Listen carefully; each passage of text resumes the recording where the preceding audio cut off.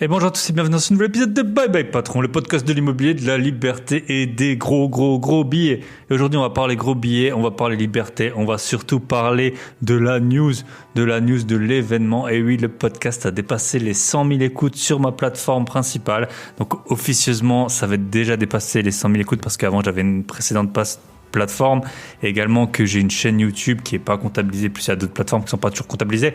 Mais voilà, voir noir sur blanc les 6 chiffres des 100 000 écoutes sur ma plateforme principale, ça m'a fait super plaisir. Voilà, 1 an et demi d'épisodes sans interruption. Il y a juste une seule fois, il y a très longtemps où j'avais raté une semaine de podcast. Depuis, voilà, toutes les semaines, je suis au rendez-vous. Il y a même des fois où j'ai sorti 2 épisodes comme récemment avec Marion. Ça fait super plaisir. Merci à tous pour vos écoutes. J'ai plein d'annonces à vous faire. Le sujet du jour, ça va être la typologie des appartements que j'ai, mon parc immobilier, et quel locataire j'ai, quels sont les avantages et les inconvénients en fonction des types de biens que je possède, quels biens je privilégie, quels biens j'ai et j'évite, et quels biens je n'ai pas du tout et je n'ai jamais eu. Avant de démarrer, merci à Trading Imo Christophe pour son partage en story, et surtout on a notre cher King Aubert qui partage tout le temps mes épisodes, qui a fait sa première acquisition de biens. Donc félicitations à toi pour ton premier bien, et voilà, c'est le début d'une longue série. Donc on fête les 100 000 écoutes. Aussi, j'ai plus que 100 notes sur Apple Podcast. Donc vous voyez, comme ça, vous savez à peu près le ratio. Donc j'ai une note sur Apple Podcast, donc un clic qui prend 2 secondes tous les 1000 écoutes. Et c'est déjà très bien. Merci à tous ceux qui ont noté. J'ai aussi plus de 140 et quelques notes sur Spotify. Mais voilà, vous voyez le ratio. En gros, une note Spotify et une note Apple toutes les 1000 écoutes. Je suis sûr qu'on peut faire mieux. Donc voilà. Avant de démarrer, voilà, pour toutes les personnes qui me rejoignent, je me présente rapidement. Je suis investisseur immobilier depuis 2012. J'ai une longue formation en finance. Je crois que j'ai étudié pendant 12 ans sans m'arrêter. Et puis depuis, je continue toujours à me former, bien entendu. J'ai plein d'activités et j'habite à l'étranger. Ça fait aussi un petit moment maintenant. Ça fait un petit moment. Mais j'ai investi en France la plupart du temps. C'est là où j'ai la plupart de mes appartements, principalement dans le Grand Est. C'est pour ça que vous entendez ce superbe accent si chantant, hein. Voilà, j'ai 2 objectifs chaque année, acheter 5 biens. À l'heure où vous m'écouterez, le 5e bien sera signé. J'ai rendez-vous chez le notaire entre le moment de l'enregistrement et le moment de la publication. Donc les 5 biens, ce sera fait. Et voyager dans 10 pays, ça c'est déjà fait. J'avais fait la liste des pays les plus longs où j'ai été, c'était Dubaï, Pérou, USA cette année. Et là je pars le jeudi, donc vous écouterez cet épisode mercredi. Je pense que ce sera le 9 novembre. Et le 10 novembre, je pars à Budapest rencontrer Johan qui a Invest in Budapest. Il va nous montrer plein de biens. Je pense que je vais essayer d'embarquer mon micro dans l'avion, même s'il pèse le poids d'un âne mort, pour faire un épisode avec nos chers auditeurs qui seront là. Donc je crois qu'il y a Romain, il y a Cheikh, il y a Aline et encore plein d'autres. Donc voilà, je serai super content avec les joyeux lurons. Et puis on va parler bien sûr IMO. Donc de ce point de vue-là, les pays c'est checké, les apparts c'est checké, même over-delivered comme on dit. Voilà, ça c'est pour mes objectifs de l'année. J'espère que les vôtres seront remplis, sinon il vous reste environ un peu moins de 2 mois. Je pourrais faire un épisode complet bien sûr sur le podcast, tout ce que ça m'a apporté, mais là c'est pas le sujet. Félicitations par contre à mon cher Ed qui a lancé son podcast sur les montres. Si vous aimez bien les montres, ça s'appelle Démontrez-vous. J'ai écouté les 2 premiers épisodes. On s'était vu au salon de l'immobilier, de l'investissement immobilier à Bordeaux. Et voilà, je l'avais un peu mis la pression. Tu dois sortir ton premier épisode avant la fin du mois d'octobre. Il a sorti une sorte de prélude. Je sais pas si on peut dire que c'est accompli ou pas, mais voilà, c'est fait.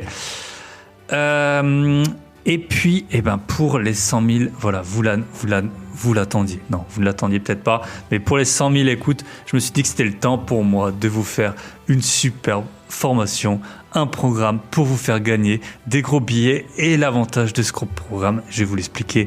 Pourquoi est-ce qu'il est exceptionnel? Pourquoi? Parce que voilà, vous êtes une communauté exceptionnelle et moi, bien sûr, je suis un podcasteur d'exception. Donc si vous voulez me voir gesticuler derrière la caméra, c'est le moment ou jamais. La formation elle s'appelle Négocier pour faire des gros billets. Et pour l'occasion, j'ai acheté le nom de domaine grosbillets au pluriel.com. Donc GORBILLETS.com.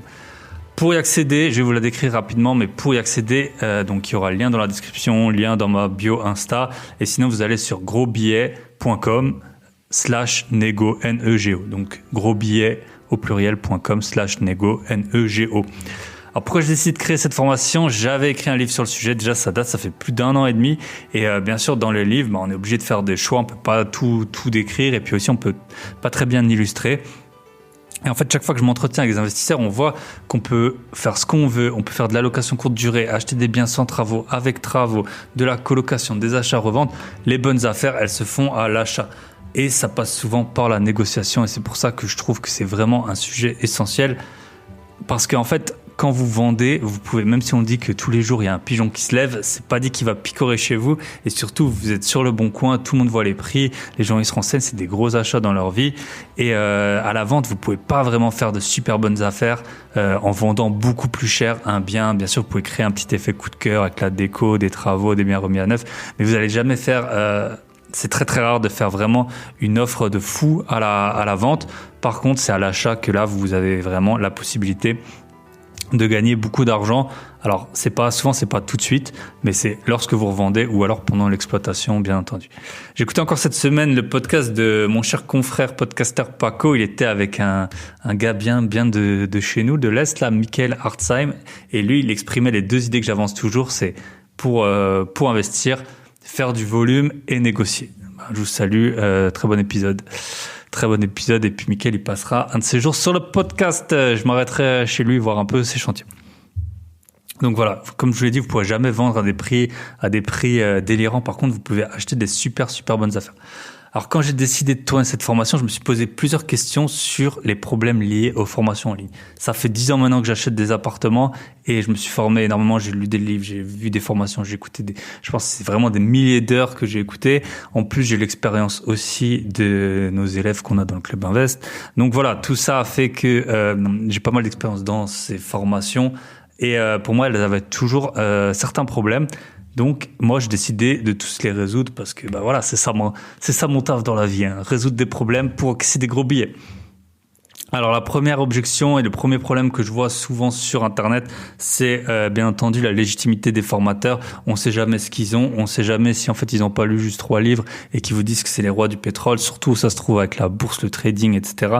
On sait très bien que y a très peu de gens qui gagnent de l'argent avec ça à long terme. Et pour l'IMO, c'est pareil, hein, les formateurs les plus connus d'immobilier, en fait, ont acheté très peu d'appartements. Ceux qui ont commencé tôt sur YouTube, pour pas les citer, ceux qui ont plus de 100 000 abonnés, on voit qu'ils ont acheté très peu d'appartements avant de se lancer, et même encore maintenant. Ce qui n'est pas le cas de beaucoup de mes auditeurs et de certains podcasteurs que j'apprécie grandement. Donc moi, c'est simple. En fait, pour résoudre le problème de légitimité, je vous ai pris, alors j'aurais pu prendre encore beaucoup plus d'actes, mais ça sert à rien. Il y a un moment, voilà, ça sert à rien que de lire dans tous les sens. Et puis ça m'a pris un peu de temps de tous les rechercher et faire des extractions.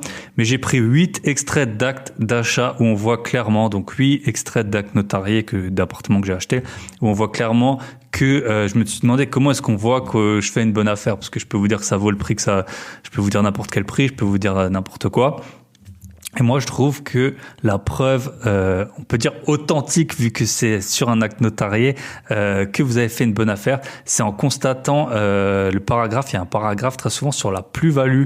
Est-ce que le vendeur réalise une plus-value et est-ce qu'il est imposé par rapport à ça dans les actes notariés? Donc moi, j'ai pris 8 actes notariés où on voit très souvent le prix que j'ai payé. Le prix est que en fait le vendeur il a pas fait de plus-value ou alors des très faibles plus-values, alors même que parfois il avait acheté en francs. Ça, je crois que j'en ai au moins deux dans les exemples où les gens ils avaient acheté en francs et moi j'ai acheté, il y en a un que j'ai acheté moins cher que le prix en francs et l'autre un tout petit peu plus cher, mais bon c'était 25 ans ou 20 ans plus tard. Et puis après, je vous en ai pris 8. J'ai vraiment pris des exemples un peu différents. Ce que j'ai essayé de faire, c'était de prendre des appartements des pas chers, parce que je trouve, voilà, comme ça peut parler à tout le monde. Donc j'ai pris quasiment que des appartements. Je crois que j'ai payé moins de 100 000 euros. En ce moment, je suis sur une opération à plus qu'une vie de SMIC.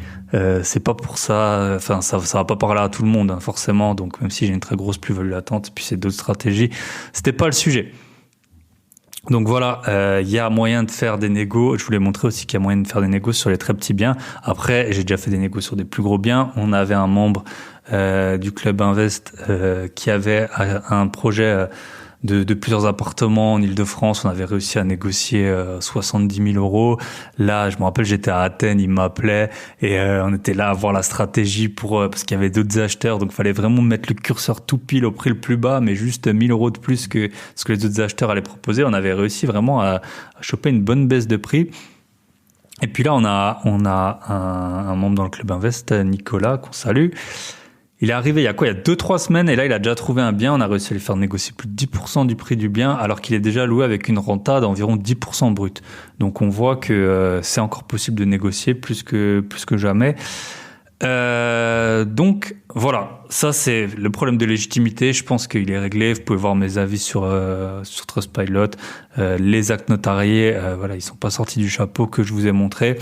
Vous verrez que j'ai pu négocier fortement, ou alors il y a des biens que j'ai acheté 60-70% du prix que les anciens, enfin que les vendeurs avaient payé à l'époque. Il y en a que j'ai payé le même prix alors que c'était 20 ou 25 ans avant. Voilà, dans quasiment tous les actes, je suis passé dans plein d'actes notariés. Dans quasiment tous les actes, j'ai vraiment les personnes qui ont fait très peu de plus-value. Donc pour moi, c'est vraiment une preuve que j'ai fait un bon achat. Après, bien sûr, c'est toujours discutable. Mais pour moi, voilà, ça vient d'un acte notarié. Au moins, c'est authentique. Donc si vous allez sur la page grosbillet.com/nego, vous verrez les actes. Et après, dans le programme, je vous ai pris une dizaine d'achats en fait que j'ai fait. Et à chaque fois, je vous explique quelle technique j'ai appliquée pour réussir à négocier. Après, le deuxième problème, donc le premier problème, c'était le problème de légitimité. Le deuxième problème, selon moi, c'est le format vidéo. Alors, il est très utile. J'ai fait des supports. Ils sont super beaux. Voilà, je vous montre parfois des extraits des actes notariés, des extraits de mes comptes bancaires pour vous montrer combien je gagne avec cet appartement, combien je rembourse. Qu'est-ce que j'ai d'autre? J'ai un modèle d'offre d'achat, ma checklist aussi que j'utilise en visite. Donc tout ça, c'est vrai que c'est utile pour illustrer. Mais pour moi, franchement, on est super occupé, on n'a pas trop de temps. Donc je voulais vraiment résoudre ce problème de pas passer des heures et des heures et des heures devant son écran pour au final jamais finir la vidéo. Quand on a trouvé un bien qu'on veut négocier, on n'a pas le temps. Donc j'ai condensé. Donc c'est 10 techniques. Ça prend 3 heures tout pile. C'était le temps que je m'étais fixé. Et en fait, pour toutes les vidéos, j'ai fait un format audio. En fait, chaque module, il a le format vidéo et le format audio. Comme ça, vous pouvez l'écouter en voiture, vous pouvez l'écouter au sport ou en vous occupant de votre maison, de votre foyer, de vos enfants ou que sais-je. Voilà, j'ai déjà vu des vidéos, des formations super intéressantes. Il y avait beaucoup trop d'heures. Je suis jamais arrivé au bout alors que c'était intéressant. Donc voilà, le deuxième problème pour moi, je l'ai réglé comme ça. Formation pas trop courte, pas trop longue et possibilité de voir en vidéo si vous voulez voir les supports ou audio. Troisième souci, on va pas se le cacher, c'est le prix des formations. Alors, sous prétexte que dans l'immobilier, on gagne beaucoup d'argent et moi, j'ai gagné des centaines de milliers d'euros en négociant. Il n'y a pas que en immobilier, les formations, elles sont super chères. Moi, dans mon métier, dans mon vrai métier, dans la finance, je fais venir des types qui ont bossé pour des super grosses boîtes du CAC 40 et tout, des directeurs fiscaux, des choses comme ça. Ils viennent, ça coûte hyper cher, mais voilà, ils ont un profil qui est super avancé. Il y en a très peu dans le monde, et donc on les paye cher. Mais moi, voilà, je me suis dit, j'ai mis beaucoup de temps à avoir ces 100 000 écoutes, à construire la communauté. Je suis pas du tout là pour vous rincer, vous essorer ou que sais-je. Donc, la formation, elle coûte moins cher que le prix d'une paire de baskets. Et oui, et pendant 2 semaines, je vous fais un prix spécial. Ce sera moins cher. Il n'y a pas de code promo et tout. J'ai pas envie de vous embêter avec ça. Vous allez sur le site et ce sera déjà le prix réduit. Vous verrez, c'est pas cher, c'est cadeau et vous pouvez gagner des dizaines de milliers d'euros ou des centaines de milliers d'euros là-dessus. Et le dernier problème qu'il y avait souvent avec les formations, c'est le manque d'interaction. Voilà, vous avez des vidéos et après vous savez pas quoi faire, vous pouvez pas parler au formateur si vous avez des questions, etc. Là, c'est simple pour résoudre ce problème. Dans les 3 mois suivant l'achat de la formation, vous pouvez m'appeler, on peut convenir d'un coup de fil, donc en visio si vous voulez ou non. Et pour discuter de votre stratégie de négociation. Donc en fait, une fois que vous avez trouvé un bien que vous voulez négocier, on peut voir ensemble comment est-ce que on va pouvoir négocier pour faire baisser le prix du bien. Le but, c'est pas... Alors, très souvent, voilà, on va avoir un bien précis, on va adopter une stratégie pour négocier. Je vais pas vous assurer qu'avec cette formation, vous allez pouvoir négocier un bien au prix que vous voulez. Par contre, ce que je peux vous assurer, c'est que vous allez faire que des bonnes affaires. Vous allez acheter que des bonnes affaires. Alors, vous n'allez pas acheter tous les biens que vous allez visiter. Il y a peut-être des biens qui vont vous plaire, qui seront trop chers, vous n'arriverez pas à négocier. Mais le but, c'est vraiment d'acheter que des bonnes affaires. Et je pense que c'est comme ça qu'on arrive à enchaîner les lots comme des Legos et les empiler les uns sur les autres. Donc dans cette formation, je vous présente les 10 techniques que j'ai utilisées et qui ont fonctionné, qui ont permis de gagner des gros billets. Donc l'appartement le moins cher, j'avais fait un épisode dessus, c'était mon premier épisode à 23 000 euros, que j'ai payé 23 000 euros et qui aujourd'hui me génère 1 000 euros par mois de revenus en location courte durée. Donc ça peut changer la vie de personnes qui ont des faibles revenus. Voilà, avec 23 000 euros, le prix d'une Peugeot d'occasion, vous pouvez avoir un appartement qui vous génère 1 000 euros par mois. Alors bien sûr, c'est en location courte durée, ça demande du travail, et j'avais fait aussi, je vous le cache pas, 8 000 euros de travaux dans cet appartement pour qu'il soit à même d'accueillir des voyageurs. Et voilà, j'ai eu un appartement qui m'a rapporté 5 000 euros net d'impôts par mois pendant 12 ans et dans lequel j'ai fait aucun travaux. Donc 5 000 euros par mois, 5 000 fois 24, je vous laisse faire le calcul, sans faire de travaux, juste parce que je l'avais bien acheté. Il y a des biens que j'ai payé 60% du prix que les vendeurs avaient payé. Je vous montre comment vous servir des PV d'AG, du règlement de copro, de la banque, du notaire, pour gratter toujours plus. Parfois, c'est des dizaines de milliers d'euros, parfois des milliers, parfois des centaines. Bref, vous saurez tout, lien dans la description. Vous pouvez m'écrire info@byebyepatron.net. Et je vous parle aussi un peu de la hausse des taux en ce moment, comment ça peut vous servir, bien entendu. Et puis sinon, grosbillet.com au pluriel /nego, N-E-G-O. Voilà, si vous voulez me voir en vidéo, soutenir le podcast, faire des gros billets, peut-être changer de vie, partir au soleil, imaginez avec 1 000 euros par mois de cash flow et un appart à 30 000 euros ou avec 100 000 euros en 2 ans, comme ça peut vous changer la vie. Moi, ça m'a clairement changé la vie quand j'ai pu faire les premiers achats, les bons achats que j'ai bien revendus, qui m'ont fait beaucoup de cash pour pouvoir continuer à acheter des biens. Et là, comme j'ai pu le faire cette année, acheter 5 biens. Et ça se trouve, il y aura même un petit 6e. Voilà, après cette parenthèse pub intro de 16 minutes 59, on attaque le sujet du jour. Le sujet du jour, c'est la typologie de mes biens immobiliers et on va faire dans l'ordre. Déjà, on va commencer par ceux que je n'ai pas. Alors, qu'est-ce que j'ai pas du tout comme bien? J'ai pas de maison. Pourquoi? Alors moi, principalement, il y a des biens où j'avais fait des bonnes affaires, je les ai revendus avec des grosses plus-values, comme je vous l'ai dit. Mais la plupart des biens que j'ai, c'est pour l'investissement locatif. Donc là, l'énorme majorité, c'est en location donc meublée ou longue durée, et j'ai quelques biens en location courte durée. Pourquoi j'ai pas de maison? Alors il y a plein de raisons à ça. La première, c'est dans les régions où j'investis, les maisons, elles sont super chères et elles sont assez grandes en fait. Donc c'est jamais rentable de les louer. Si vous cherchez une maison à louer, vous avez une famille, vous voulez pas acheter, vous voulez louer une maison, vous allez voir que dans plein d'endroits, c'est très très compliqué. Il y a très peu de maisons à louer. Et pourquoi il y a très peu de maisons à louer? Parce qu'en fait, c'est pas du tout rentable. Je vous parle pas d'une maison avec piscine ou d'une maison super grande. Personne n'est prêt à payer du 3-4 000 euros une maison. Donc c'est par mois, alors que parfois c'est vraiment ce que ça vaut. Donc moi j'investis dans le Grand Est. Je sais qu'il y a des personnes qui ont par exemple des maisons dans les Vosges, ça marche bien pour faire de la location courte durée. Et bon, j'habite à l'étranger aussi, donc qui dit maison pour moi c'est plus d'entretien. Voilà, j'ai pas le temps de faire ces petits travaux, etc. Et les typologies de maisons qu'il y a vers chez nous, c'est plutôt des grandes maisons et donc c'est pas rentable. J'ai un membre qui était dans le Club Invest, là, Théo. Lui, il avait fait l'acquisition d'une petite maison dans le sud-ouest. Et c'est vrai que c'était vraiment un bon plan. La maison était pas très grande. Du coup, le bien était pas très cher. Peu de charges, pas de copro. Si tu veux faire de la location courte durée, tu peux mettre ce que tu veux sur la façade, les boîtes à clés, etc. Donc ça, c'est vraiment, je pense, un type de bien qui est intéressant quand il y a des petites maisons du style 50 mètres carrés, mais chez nous il n'y en a pas beaucoup.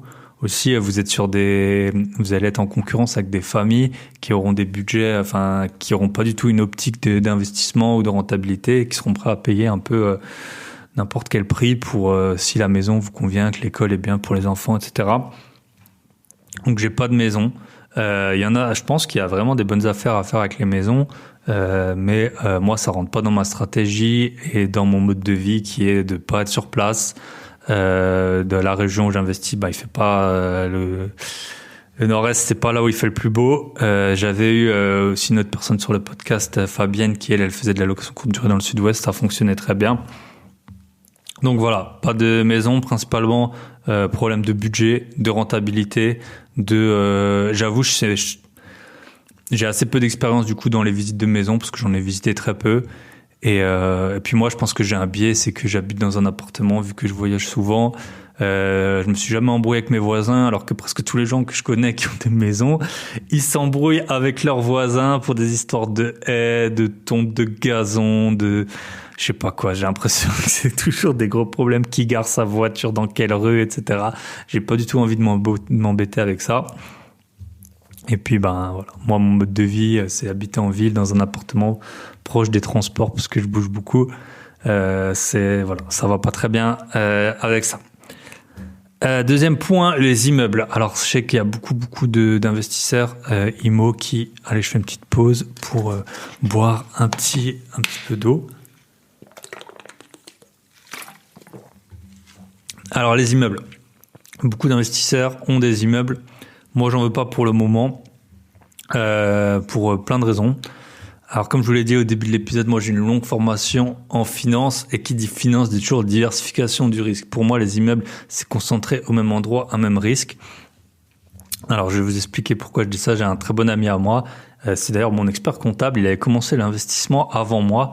Et il a vite acheté un immeuble. Et là, il revend tout. Il est trop dégoûté. Il a plus de locatif. Il a tout revendu, notamment à cause de cet immeuble. Alors, je pourrais faire un épisode entier sur les avantages et les inconvénients d'avoir un immeuble. Le principal que je vois pour les immeubles, c'est vous achetez, vous allez qu'une fois à la banque, vous allez qu'une fois chez le notaire. Vous pouvez négocier un peu des tarifs de gros pour les chantiers et encore ça, je suis pas sûr. Vous pouvez faire de la location courte durée, c'est vous qui gérez toute la copro. Et vous pouvez faire les travaux quand vous voulez. Parfois, si vous n'avez pas de cash, vous pouvez attendre. Si vous commencez à avoir, pour gérer votre fiscalité, vous pouvez faire des travaux un peu en avance, etc.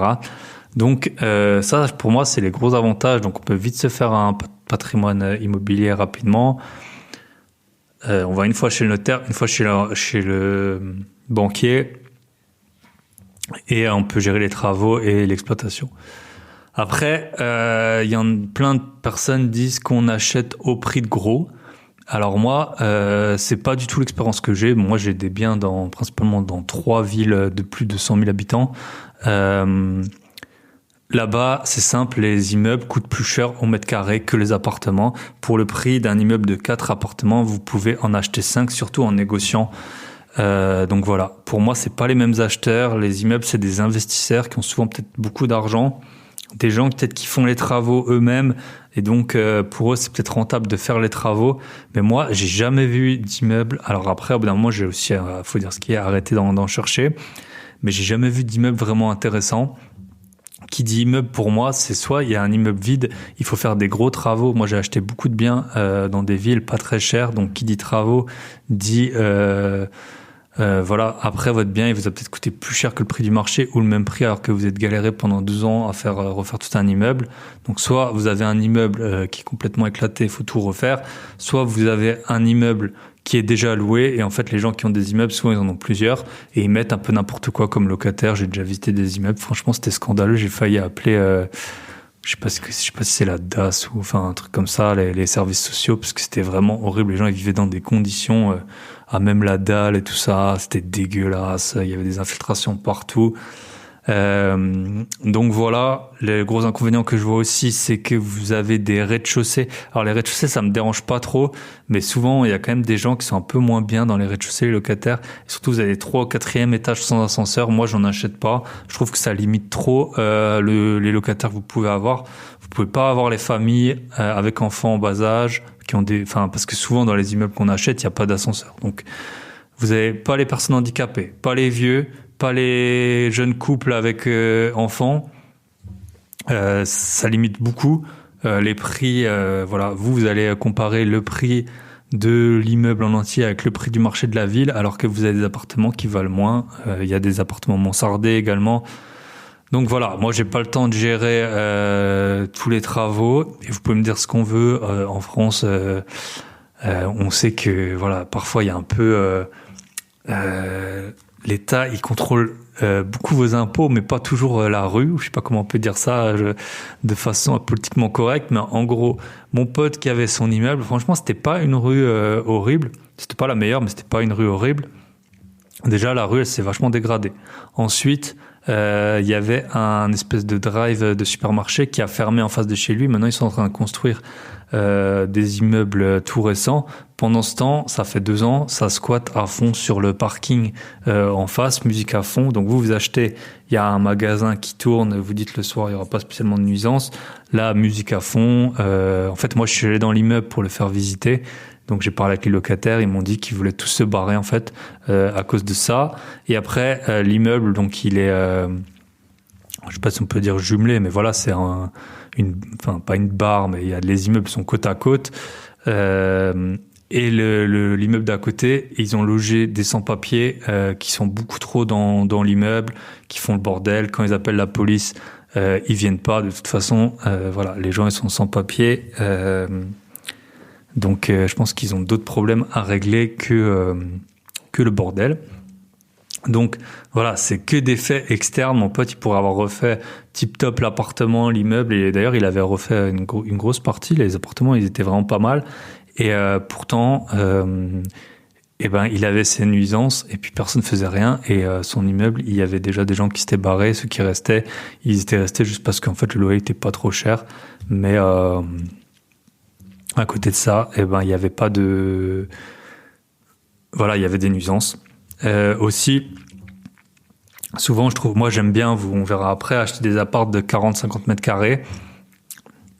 Et dans les immeubles, souvent, vous choisissez pas la taille des lots. Lui, il a des T3 de 80 mètres carrés, je crois. Compliqué à faire autrement. Donc, en fait, vous louez quand même au tarif d'un T3, alors même que vous avez un appartement de 80 mètres carrés. Donc voilà, pourquoi j'ai pas d'immeuble. Et puis après, je trouve qu'il y a des zones qu'on paye en mètres carrés dans les immeubles qui sont non exploités. J'ai un autre ami qui a un immeuble. Quand on achète l'immeuble, nous on regarde, on achète 400 mètres carrés. Après mètre carré, c'est pas cher, mais en fait vous avez des couloirs, vous avez des combles, vous avez des choses comme ça. Et tout ça, vous le payez alors qu'en fait c'est pas exploité, c'est pas des appartements.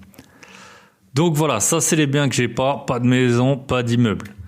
Pour le reste, on va faire le tour des appartements du plus petit au plus grand que je possède. Donc, on commence dans l'ordre, les studios. Alors, j'ai le petit studio de 23 000 € dont je vous ai parlé précédemment. Donc, d'abord, dans ce studio, il fait 17 mètres carrés. C'était une agence qui me l'avait mis en location et elle m'avait mis un boucher. L'appartement, j'avoue, il était moyen. Ça faisait 20 ans, on va dire. Il était pas horrible, mais ça faisait 20 ans qu'il n'y avait pas eu de travaux dedans. Donc, c'était pas horrible, mais c'était pas fou non plus. Donc, en fait, il avait mis un boucher qui divorçait, qui gagnait le SMIC chez Carrefour. Et le gars, il m'a pourri l'appartement. En fait, j'ai dû jeter tous les meubles. On sait pas ce qu'il a fait dans cet appartement. Le syndic qui se plaignait à fond de l'odeur dehors. 2 fois, mon gérant a dû y aller. Et après, quand il est parti, voilà, tous les meubles qui étaient neufs, donc surtout le lit. C'est mon artisan, il a dû tout balancer, il était dégoûté. Il m'a dit sa camionnette, elle puait pendant des semaines. Je sais pas, il a dit que peut-être que le gars il urinait dans l'appartement, ou je sais pas s'il dépeçait des bêtes ou que sais-je. Aussi, il payait son loyer en cash. Visiblement, on a le droit. Donc, il allait chez mon gestionnaire locatif payer son loyer en cash. Vous doutez bien, moi je suis pas sur place, j'ai pas trop envie de gérer ce genre de profil. Ensuite, donc j'ai fait les travaux, 7-8 000 € pour les mettre bien, salle de bain, cuisine, sol, élec. Et maintenant, il tourne en LCD, il me rapporte en chiffre d'affaires plus que 1 000 € par mois, donc ça c'est top. Dans la formation, vous verrez, je vous ai mis combien je rembourse chaque mois, un extrait bancaire, et en face le lendemain, c'était en septembre, j'avais pris, le 6 septembre, j'avais le remboursement et le 7 septembre, j'avais une réservation en direct. Comme ça, vous pouvez voir la différence.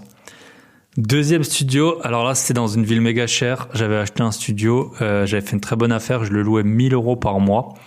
C'était 33 mètres carrés. C'était à mes débuts, je l'avais aussi confié à une agence. Donc en fait, ça, c'est à peu près les 2 seuls biens que j'ai confiés à des agences. C'était à mes débuts, en fait, que j'ai acheté des studios. Et c'était une grosse agence et le gars il arrivait pas à me louer l'appartement. Enfin en fait il s'en occupait pas. Maintenant je m'en suis rendu compte. Du coup, j'avais récupéré les clés moi, j'avais mis une locataire dedans. C'était mes débuts d'investisseur, voilà. La locataire, pendant un an, l'a payé. Après, au bout d'un moment, elle l'a plus payé. Elle payait 1 mois sur 2 et tout.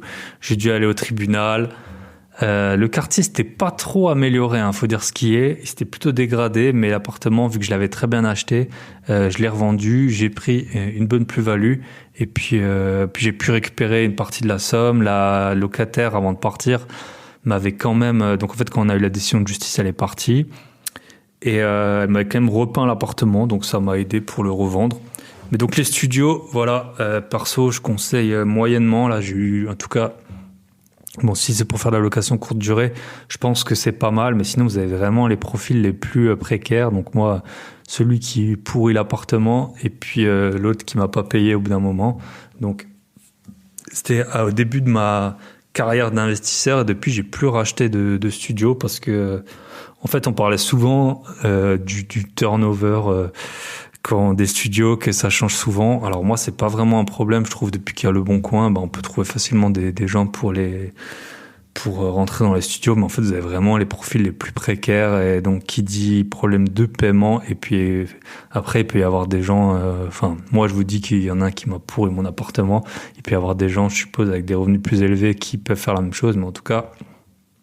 moi, c'était une mauvaise expérience. Après, T1. Donc T1, alors j'essaie de pas dire de bêtises, c'est en gros quand vous avez une cuisine séparée et puis une pièce de vie où il y a la chambre, salon, bureau. Alors ça, c'est vraiment pas mal les T1. Moi, je fais de la location meublée longue durée dedans. Le gros avantage, en fait, pour moi, c'est que ces appartements, vous pouvez les acheter dans des copropriétés du type années 70. Chez nous, il y en a vraiment beaucoup. Voilà, il y a eu Baby Boom, la guerre, je sais pas quel est le pourquoi du comment, mais on a beaucoup de grosses résidences comme ça. Et en fait, vu qu'ils sont pas très grands, vous avez peu de millièmes, donc les charges, elles sont pas très chères. Ces immeubles, ils sont quand même assez bien, enfin moi, en tout cas, ceux que j'ai, ils sont assez bien gérés par des syndics pros. J'ai des appartements qui sont pas gérés par des syndics pros, c'est quand même beaucoup plus compliqué, je dois aller aux AG et tout ça. On doit tout décider. Alors c'est bien, peut-être qu'on gagne un peu d'argent avec les syndics bénévoles, mais quand on a commencé à avoir pas mal de lots, ça prend du temps. J'ai fait des bonnes rencontres grâce à des syndics bénévoles, mais je préfère, alors ça c'est mon avis, je préfère les syndics pros, même s'ils coûtent plus cher, parce qu'au moins ils me déchargent beaucoup de temps. Souvent je vais même pas aux AG et tout, ça sert à rien, surtout qu'on n'a pas beaucoup de millièmes. Mais donc vu que en fait c'est T1 et c'est des faibles surfaces, la taxe foncière, elle est encore raisonnable, même dans ces immeubles où souvent les taxes foncières sont très élevées et les charges sont raisonnables, alors que vous avez quand même, parfois il y a un concierge, ou en tout cas c'est des biens qui sont bien entretenus. Il y a souvent des personnes qui sont assez âgées, qui ont acheté au début, donc c'est des immeubles tranquilles. Et alors moi, ce que j'ai, c'est très souvent des étudiants aisés, en fait, dans les T1. Donc c'est des étudiants qui veulent pas payer, qui veulent pas habiter en studio, et donc qui ont des moyens assez aisés. Et je trouve ça bien. Il y avait une étudiante, elle m'avait complètement meublé l'appartement à ses frais, et après quand elle est partie, j'ai pu racheter pour pas cher tous les meubles qu'elle avait laissés dans l'appartement. Donc vraiment bien. Les travaux, alors c'est cher et pas cher en même temps. Il y en a que j'ai refait. Donc vu que c'est des petits appartements, c'est pas très cher. Par contre, quand vous le rapportez au mètre carré, ça vous augmente le prix. Donc il y avait un appartement, j'avais refait la cuisine, salle de bain, sol, pas trop, les legs ça allait, les fenêtres j'ai pas refait, et un tout petit peu, j'ai fait cuisine, sol, mur, et un tout petit peu la salle de bain, mais pas la douche. Et je sais plus, j'avais payé peut-être 8 000 euros pour, c'est un appartement qui doit faire 33 mètres carrés. Et encore, j'avais bien négocié les travaux, je trouve.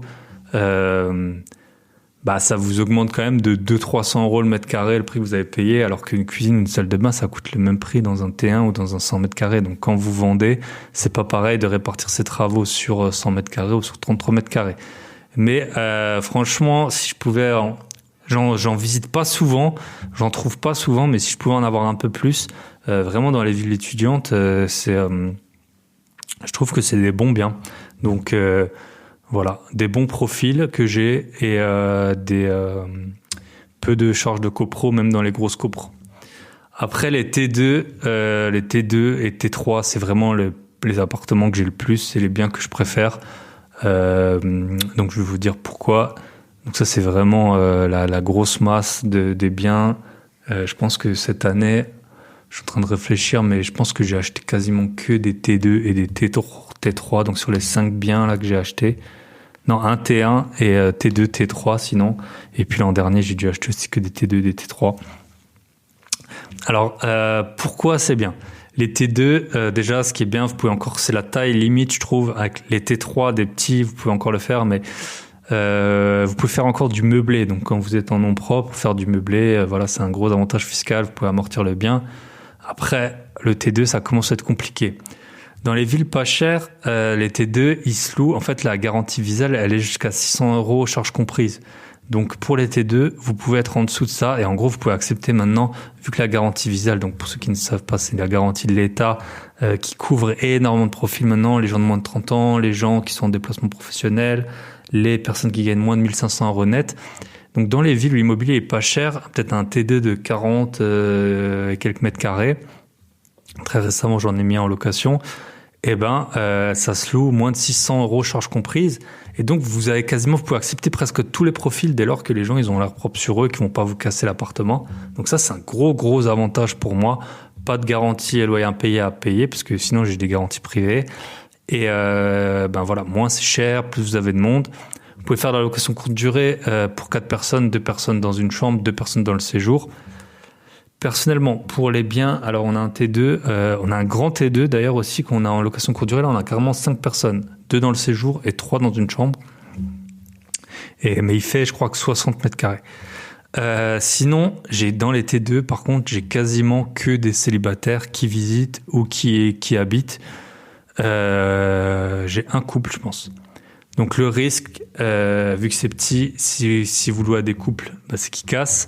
Mais moi j'ai quasiment que des célibataires, et ce qui m'est arrivé plusieurs fois par contre dans les T2 pas très grands, c'est que les célibataires se mettent en couple et ils quittent l'appartement. Donc ça, j'ai déjà dit mon conseil, prenez des gens qui sont moches, dents pourries et tout ça, comme ça moins de risques qu'ils trouvent quelqu'un et qu'ils partent de votre appartement, vous n'aurez pas à le relouer trop rapidement. S'il fait de la muscu, s'il est un peu beau gosse, vous savez que là il sera peut-être pas pour très longtemps.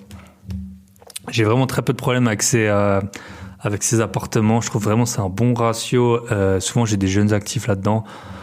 Prix d'achat, parce qu'on paye pas trop de mètres carrés. Renta, c'est quand même rentable souvent, moins au mètre carré que les studios, les T1, mais souvent, c'est des bonnes affaires. Pas trop d'ennuis. Les charges restent souvent assez limitées parce que vous n'avez pas trop de mètres carrés, taxes foncières, ça va également. Donc les T2, vraiment, c'est vraiment un truc que j'aime bien. Ensuite, les T3. T3, donc là on a 2 chambres. C'est à peu près... souvent en fait les T3, moi que je les ai pas payés beaucoup plus cher que les T2. Et il y en a qui ont à peu près la même superficie. J'ai un T2 de... Je crois le plus grand, il fait 58 ou 60 mètres carrés. Et puis j'ai un T3 de 51 mètres carrés. Donc les T3, les prix sont pas toujours très différents. Là, on peut avoir des gens avec enfants. Ça, c'est un peu le début des appartements les plus petits où vous pouvez avoir des enfants.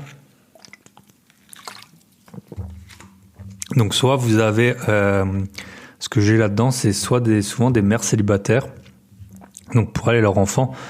L'avantage, alors je sais pas si on peut dire l'avantage d'une mère célibataire, c'est que normalement, le nombre d'enfants, il est fixe pour le moment où en tout cas elle est toute seule.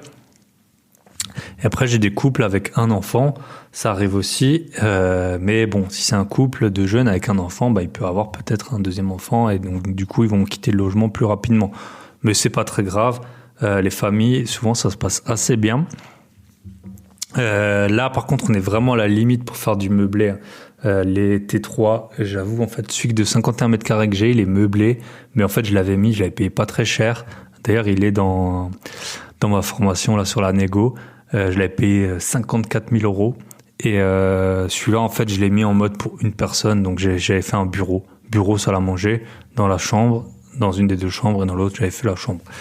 J'ai déjà eu aussi des petites colocations pour des T3, donc ça peut être intéressant. Vous pouvez avoir 2 personnes, donc une dans dans chaque chambre. Ça m'est arrivé que dans un appartement.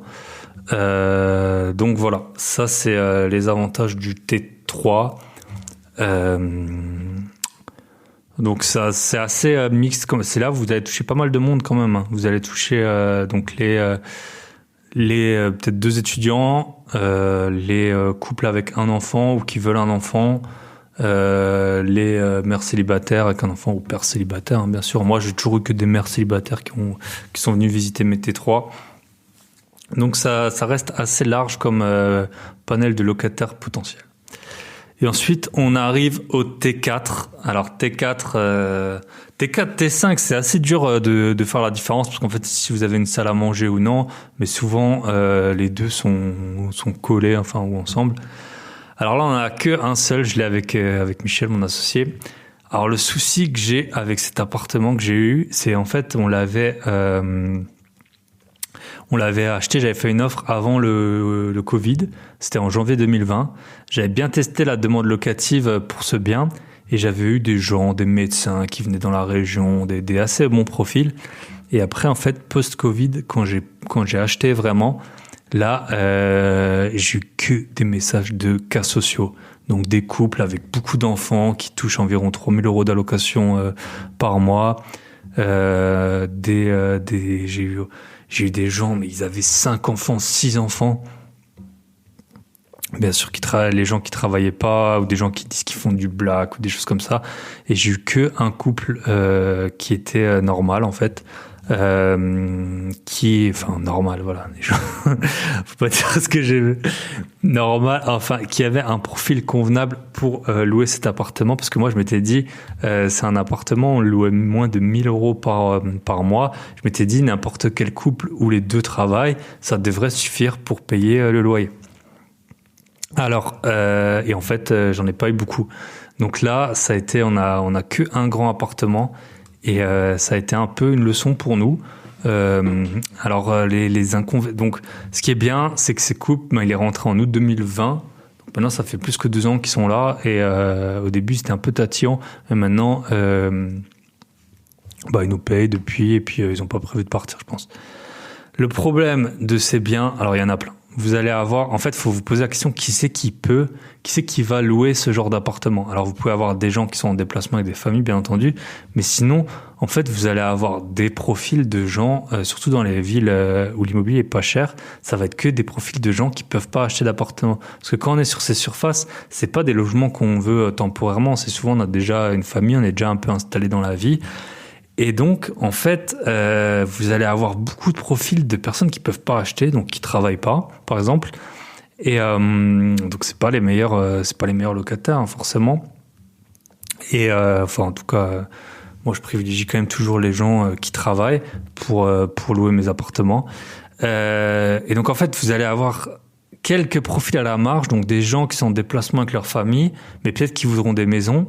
Des gens, peut-être que vous pouvez avoir des colocs, parce que du coup il y a 3 chambres, mais moi en fait j'avais fait les calculs, je louais par chambre, ça me rapportait environ 100 ou 150 € de plus par mois, et je trouvais que ça valait pas la peine de gérer 3 colocs versus un seul locataire pour 150 € par mois, en sachant qu'il pouvait y avoir du vide locatif. Donc en fait vous allez avoir ce genre de profil, ou alors des gens qui sont vraiment anti-dette, qui veulent pas s'endetter, qui veulent pas s'engager à la banque, qui ont peur d'avoir une dette de 20 ans ou 30 ans. Donc c'est assez... en tout cas, moi, j'avais eu du mal à trouver un locataire. J'avais mis 2 mois à trouver un bon locataire. Et c'est pour ça que depuis, on n'a plus du tout visité de grands appartements. L'inconvénient que vous allez avoir, c'est dans les immeubles, dans les gros immeubles, genre années 70, beaucoup de charges. Donc en fait... Le loyer va augmenter en conséquence, mais en fait, le loyer hors charge que vous allez toucher, ça va être quasiment le même que pour un T2 ou un T3. Parce qu'en fait, les locataires, ce qu'ils voient, c'est combien ils payent par mois. Donc, s'ils payent, franchement, dans les immeubles des années 70, pour des appartements de 100 mètres carrés, vous pouvez très vite avoir 350 € ou 400 € de charge. Donc, vous pouvez pas non plus demander des loyers à beaucoup plus que 1 000 € dans bien des cas.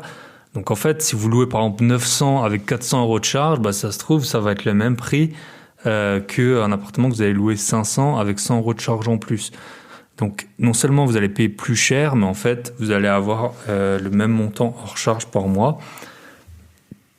Après, l'avantage que vous avez, les rentabilités sont souvent plus faibles parce que les prix que vous payez, c'est un prix au mètre carré. Donc, généralement, c'est un multiple du prix au mètre carré que vous payez, peu importe la surface. En général, 100 mètres carrés, ça coûte à peu près le double de 50 mètres carrés. En revanche, vous n'avez pas les loyers. De l'expérience que j'en ai, ça vaut entre un 50 et un 100 mètres carrés, c'est à peu près 50-60% plus cher. Donc les loyers sont pas proportionnellement aussi chers que vous allez payer, donc vous avez moins de renta. Par contre, le gros avantage qu'on a, c'est que là, on capitalise beaucoup parce que vu que les loyers sont plus élevés, alors la rentabilité, on peut la calculer en pourcents, mais moi je trouve que c'est aussi toujours bien de la calculer en euros et parce que je vous donne un exemple. Un appartement que vous avez payé vraiment pas cher, vous allez le louer, admettons, vous remboursez 200 euros par mois et vous le louez 400. Donc vous allez faire 200 euros de cash flow et vous allez rembourser 200. Mais en fait, si vous avez un appartement où vous remboursez 500, que vous louez 750 euros de loyer, donc la rentabilité en proportion, elle va être plus faible. En fait, vous allez quand même toucher 750 euros de loyer, rembourser 500 euros par mois, et dans ces 500 euros, il y a une grosse partie qui va être du remboursement de capital, surtout si vous avez fait des emprunts avant que les taux n'explosent.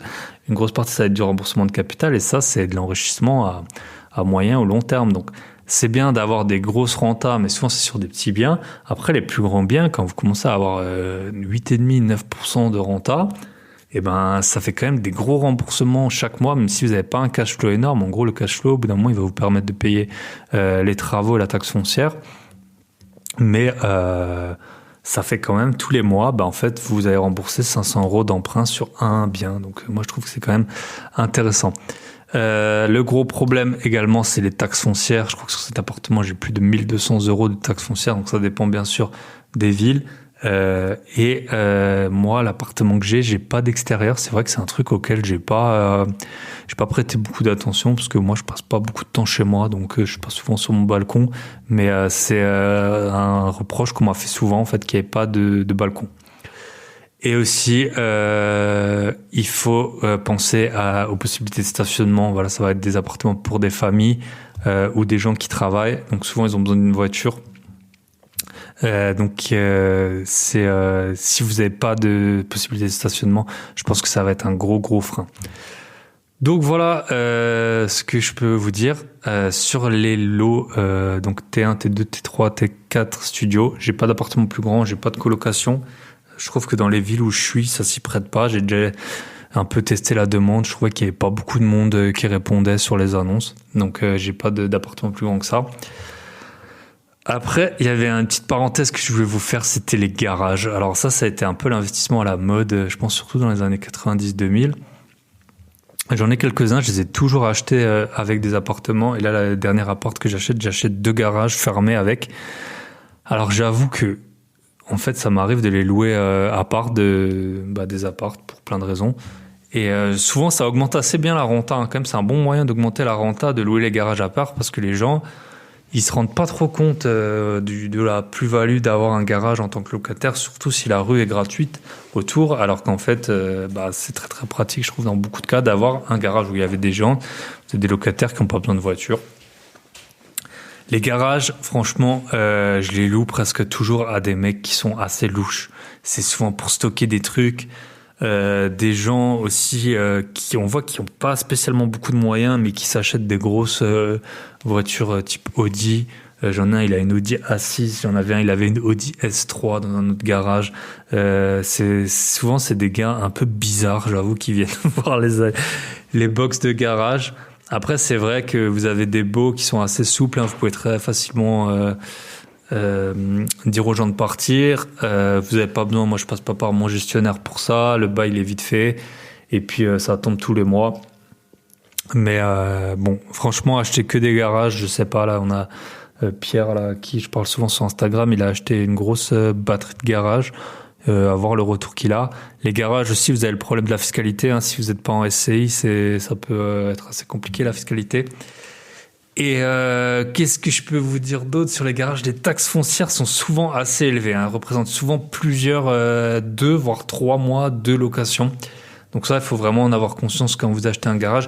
Et même quand vous achetez un appartement avec un garage, ça va fortement vous augmenter la taxe foncière. Voilà, 50 minutes d'épisode. J'espère que ça vous a plu. J'ai fait un petit épisode tout seul. Merci encore pour les 100 000 écoutes. Comme toujours, pensez à partager, liker, commenter. Je vous ai dit, j'ai à peu près une note toutes les 1000 écoutes sur Apple Podcast et sur Spotify. Et si vous voulez gagner des gros billets, voir ma tête en vidéo en train de me trimballer, de bouger de droite à gauche, vous montrer mes actes notariés, vous montrer sur une dizaine d'appartements comment j'ai pu négocier, quelle stratégie j'ai appliquée, les 10 techniques que j'applique pour négocier, un modèle d'offre d'achat, les questions qu'il faut poser à l'agent immobilier, comment négocier grâce à la banque et comment négocier avec la banque. Tout ça, vous allez soit un lien dans la description, soit sur grosbillet.com/nego, N-E-G-O, et vous avez un prix spécial pour les 2 premières semaines de lancement. Prix spécial, bien sûr, des 100 000 écoutes. Alors, je regarde sur mon calendrier, donc l'épisode, il va paraître le mercredi 9. Donc, vous avez 2 semaines à partir du mercredi 9 novembre pour profiter de cette formation. Et je vous rappelle, quand vous achetez la formation, après, vous pouvez prendre rendez-vous avec moi pour vous entretenir pendant 15-20 minutes sur la stratégie à adopter pour bien négocier un bien. Voilà, j'ai déjà fait gagner beaucoup d'argent à beaucoup de gens et j'en ai gagné moi-même beaucoup grâce à la négociation. Je vous souhaite une très bonne semaine à tous et on se retrouvera. J'ai des épisodes d'avance, vous inquiétez pas. Peut-être que je vais enregistrer un épisode à Budapest. Je vais voir si j'arrive à emmener mon micro.